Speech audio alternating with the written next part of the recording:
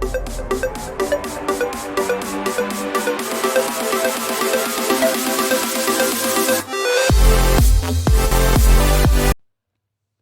everyone, welcome to our YouTube channel Exploring the Quality. Today in this video I am going to discuss one of the most important topic, international organization.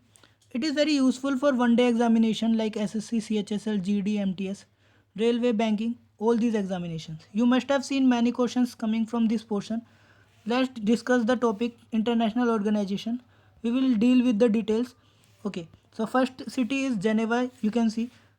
यहाँ पर सबसे पहले Geneva में याद करने की trick जो है, यहाँ पर वर्ल्ड जिस भी ऑर्गेनाइजेशन के स्टार्टिंग में वर्ल्ड आए और वो एंड होए ऑर्गेनाइजेशन से, तो वो सारे ऑर्गेनाइजेशन कहाँ पे पड़ेंगे, जेनेवा में. एग्जांपल देखें, WHO, WTO, विपो, WMO. तो WHO मतलब world health organisation, WTO world trade organisation, विपो world intellectual property organisation, WMO world meteorological organisation. तो आप सबने एक चीज़ देखी, यहाँ पर सबके आगे वर्ल्ड लग रहा है और एंड हो रहा है ऑर्गेनाइजेशन से. तो ये सब कहाँ, इनका हेडक्वार्टर कहाँ पड़ेगा, जेनेवा में. ठीक है, तो आपको सारी जो चीज़ें लिखी हैं सारी याद करने की ज़रूरत नहीं है, लेकिन आपको कुछ ऑर्गेनाइजेशन बहुत ज़्यादा याद करने की ज़रूरत है. जैसे WHO के बारे में आप कोई भी चीज़ मिस नहीं करनी है. जैसे बात करें तो WHO की स्टैब्लिशमेंट कब हुई थी, 1948 में. मेंबर्स कितने हैं अभी, 193. उसके हेड का नाम क्या है, टेड्रोस एडोनोम. ये नेम बहुत इंपॉर्टेंट है एग्जामिनेशन में, क्योंकि कोविड पेंडेमिक में बहुत बड़ा रोल प्ले कर रहा है WHO. ठीक है, तो इसके अलावा एक चीज़ और याद रखनी है, 7 अप्रैल. ठीक है, 7 अप्रैल की डेट याद रखनी है, एग्जाम में बहुत बार पूछा गया है. ये हमारा वर्ल्ड हेल्थ डे के रूप में 7 अप्रैल को मनाया जाता है. बात करें अदर ऑर्गेनाइजेशन की, तो यहाँ पर WTO. ठीक है, WTO 1995 में बना. इसका पुराना नाम गैट था, general agreement on trade and tariff. ठीक है, तो ये बना तो 1945 के अप्रोक्स था, लेकिन इसका नाम चेंज करके इसे 1995 में WTO बना दिया गया. इसके मेंबर्स भी 163 हैं. इसके मेंबर इंपॉर्टेंट नहीं है, पर इसका नाम बहुत इंपॉर्टेंट है, रोबर्टो एजोवेडो. ठीक है, तो मूव करते हैं. यहाँ पर अगर आपको पढ़ना डिटेल्स आप कर सकते हो. ठीक है, पर ये दोनों मोस्ट इंपॉर्टेंट है. मूव करते हैं सेकंड पे. तो यहाँ पर लेकिन है ना, कुछ दो ऐसे ऑर्गेनाइजेशन हैं जो एक्सेप्शनल है, जैसे वर्ल्ड टूरिज्म और कस्टम. ठीक है, तो वर्ल्ड टूरिज्म ऑर्गेनाइजेशन, यहाँ पर इनके स्टार्टिंग में वर्ल्ड और ऑर्गेनाइजेशन है, पर फिर भी ये ना जेनेवा में नहीं मिल रहे. यह कहाँ पे, मैड्रिड. अच्छा, मैड्रिड एक स्पेन की कैपिटल है. ठीक है, तो याद रखना, वर्ल्ड टूरिज्म ऑर्गेनाइजेशन कहाँ पे, स्पेन में, मैड्रिड. कस्टम की बात करें तो वो ब्रुसेल्स, बेल्जियम. ठीक है, मूव करते हैं सेकंड पे. तो जेनेवा की सेकंड जो ट्रिक है वो ये है कि जितने भी ऑर्गेनाइजेशन जिनका नाम स्टार्ट हो रहा है इंटरनेशनल से, तो यहाँ पे इंटरनेशनल की स्पेलिंग एक बार गलत हो गई, कोई दिक्कत नहीं है. ठीक है, तो स्टार्ट होता है इंटरनेशनल से और एंड होता है ऑर्गेनाइजेशन से, तो वो सब कहाँ पर मिलेंगे, हमारे जेनेवा में. जैसे एग्जाम्पल बात करें, ILO, ISO, ICRC. ठीक है, तो ये सब एक बार देखते हैं. ILO मतलब होता है International Labour Organisation, ISO International Solar Organisation, ICRC है रेड क्रॉस सोसाइटी. ठीक है, तो ये बहुत इंपॉर्टेंट हो जाता है, International Cross Red Cross, International Committee on Red Cross. ठीक है, तो ये एक बार बहुत इंपॉर्टेंट है, इसकी फुल फॉर्म भी again, international Committee on Red cross, Red Cross. ठीक है, तो इसके मैम स्थापना 1863 में हुई थी, ये बहुत इंपॉर्टेंट हो जाता है. ठीक है, तो अब आगे बात करते हैं. जेनेवा की आपने दो ट्रिक देखी. ठीक है, अदर इन जेनेवा मतलब ऑर्गेनाइजेशन जो जेनेवा में, अंकटाड की बात करें और UNHRC मोस्ट इंपॉर्टेंट है, अंकटाड और UNHRC. अंकटाड की फुल फॉर्म देख लेते हैं, united nation conference on trade and development.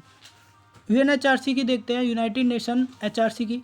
UNHRC की फुल फॉर्म होती है united nation human right commission.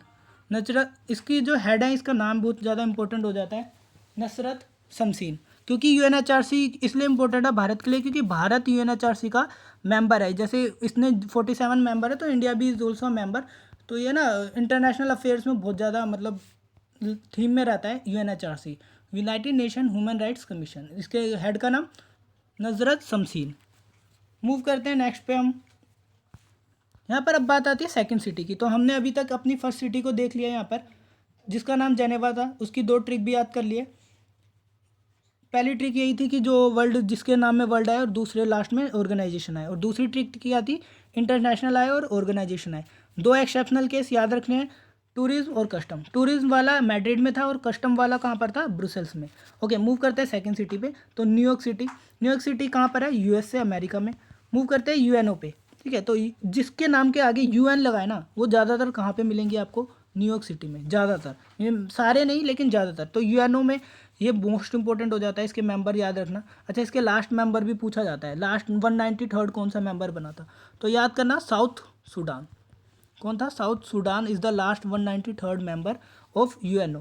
ठीक है। अच्छा, एक और इससे बहुत सारे इंपॉर्टेंट क्वेश्चन बनते हैं, तो इसके एक क्वेश्चन ये भी बनता है कि इसके कितने ऑर्गन्स हैं, तो इसके कितने ऑर्गन्स हैं? 6। यूएनओ है 6 ऑर्गन्स, मतलब इन 6 चीज़ों को मिलाकर पूरा यूएनओ बनता है, यूनाइटेड नेशन ऑर्गेनाइजेशन। अच्छा, 6 में से एक जो बहुत इंपॉर्टेंट है वो है ICJ, international court of justice. इसका हेडक्वार्टर है द हैग में। ठीक है, तो ये एग्ज़ाम में बहुत ज़्यादा पूछा जा सकता है आपके, तो ये इंपॉर्टेंट नोट करना है। 6 ऑर्गन है, आईसीजे का हेडक्वार्टर याद होना चाहिए द हैग में।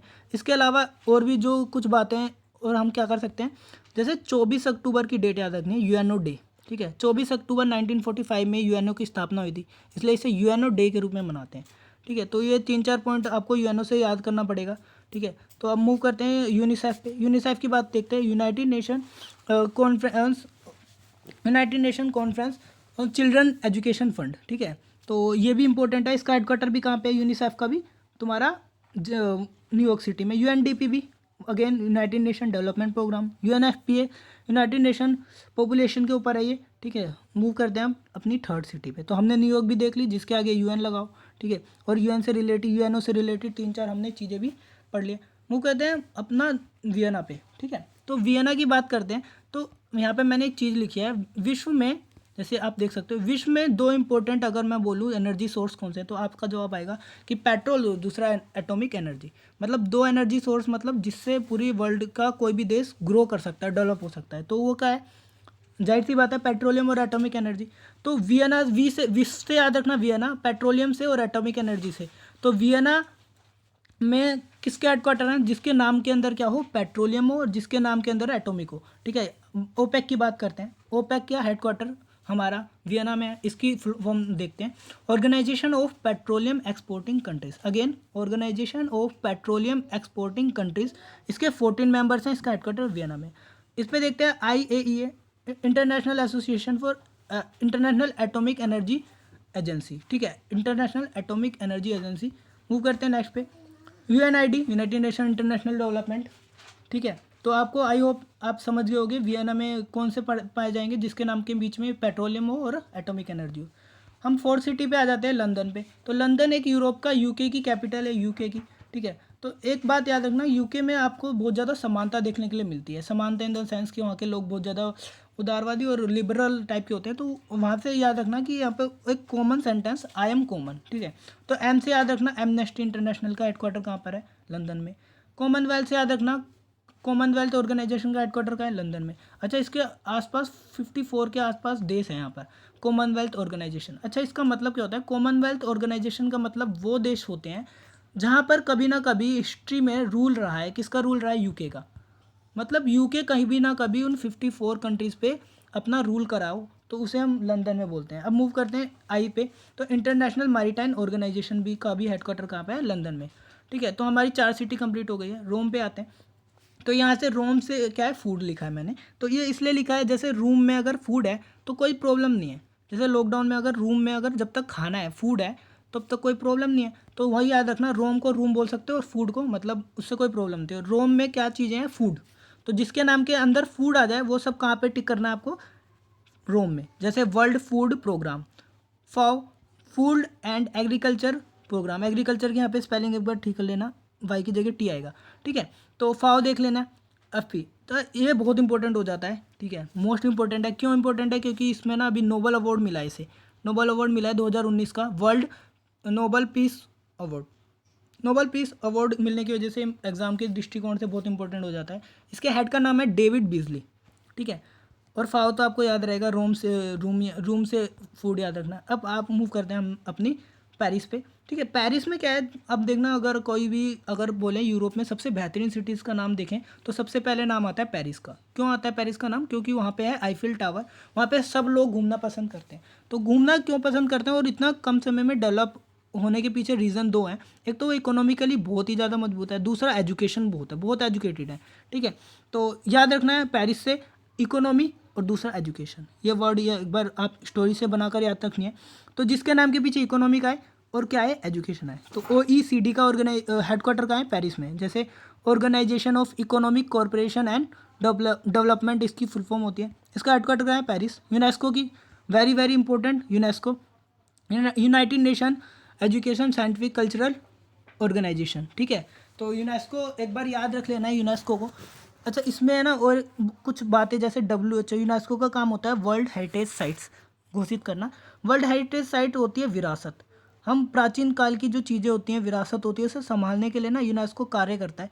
तो भारत में बात करें ना, भारत में 38 यूनेस्को साइट्स हैं, WHS site, world heritage sites तो 38 है। तो इंडिया 6th नंबर पे है वर्ल्ड में। सबसे ज़्यादा हेरिटेज साइट्स की नंबर में देखें तो इंडिया कहाँ पे है? 6th नंबर पे।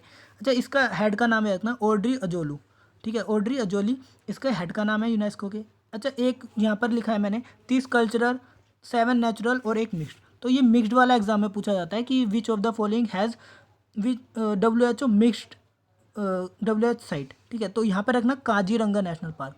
ये काजीरंगा नेशनल पार्क है ना, मिक्स्ड तरह का पार्क है, ठीक है। तो मूव करते हैं अपने ऑर्गेनाइजेशन आगे। तो आई होप आपको यूनेस्को से रिलेटेड ये समझ में आ गया होगा। बात करते हैं अदर इम्पोर्टेंट ऑर्गेनाइजेशन की। अदर इम्पोर्टेंट में हम इंडिया के आस पड़ोस में जो ऑर्गेनाइजेशन बना के रहा है इंडिया, उसका पार्ट है, वो देखेंगे। तो सार्क की देखें सबसे पहले। फुल फॉर्म सबकी नोट करना है वीडियो पोस्ट करके, ठीक है, एक की भी फुल फॉर्म मिस नहीं होनी चाहिए, ठीक है। तो इसकी देखते हैं, south Asian association for regional cooperation. Again south Asian association for regional cooperation. यहाँ पर इसका हेडक्वार्टर कहाँ है? काठमांडू में। काठमांडू कहाँ है? नेपाल, ठीक है। अगेन तो सार्क में इतना आपको पता होगा, इसकी हेडक्वार्टर कहाँ है? यहाँ पर आपका उसमें काठमांडू में। ब्रिक्स की बात करें, ब्रिक्स की कोई हेडक्वार्टर नहीं होता, लेकिन यहाँ मीटिंग करते हैं 1 by 1 बंदे। तो हर देश में मीटिंग होती है इसके मेंबर्स के बीच में अल्फ़ाबेटिकली। तो ब्रिक्स का बस मकसद ये लिखना कि इसके अंदर के नाम, क्योंकि ये भी क्वेश्चन पूछा गया है, ठीक है। तो देखते हैं, बी से Brazil, Russia, India, China, south Africa. South Africa last member था, जुड़ा था 2010 में, ये आपको याद रखना है। बिम्स्टेक की बात कर ले। बिम्स्टेक की फुल फॉर्म होती है bay of Bengal initiative for multi sectoral technical and educational cooperation, economical cooperation. Again बढ़ते हैं, bay of Bengal initiative for multi sectoral technical economical cooperation, ठीक है। तो ये याद रखना है। इसका हेडक्वार्टर कहाँ पर है? इसका हेडक्वार्टर है वहाँ पर ढाका में, ठीक है। ढाका, ढाका कहाँ पर है? बांग्लादेश में, ठीक है, ये नोट करना है। मूव करते हैं नेक्स्ट पे ADB पे। तो ADB का हेडक्वार्टर मनीला हुआ करता था, लेकिन मंडालुओंग इसका अब हेडक्वार्टर कहाँ पर है? मंडालुओंग, ठीक है। इसके हेड का नाम बहुत इंपॉर्टेंट है, ये एग्जाम में पूछा जाता है, who is the head of ADB। तो मसात्सुगु असाकावा, क्या है? मसात्सुगु असाकावा इसके हेड का नाम है। बात करते हैं एशियन की। आसियान की फुल फॉर्म होती है association of south east Asian Nations, ठीक है। तो यहाँ पे ई आएगा आई की जगह, ठीक है। क्या होता है नाम? ISEAN होता है। तो association of south east Asian Nations, इसके मेंबर्स कितने हैं? 10, ठीक है। अब मूव करते हैं, आई होप। और इसका हेडक्वार्टर कहाँ है? जकार्ता में, इंडोनेशिया, ठीक है, जकार्ता में, इंडोनेशिया में। अब बात करते हैं और भी जो क्वेश्चंस एग्जाम में पूछे जाते हैं, ठीक है, उसकी देख लेते हैं।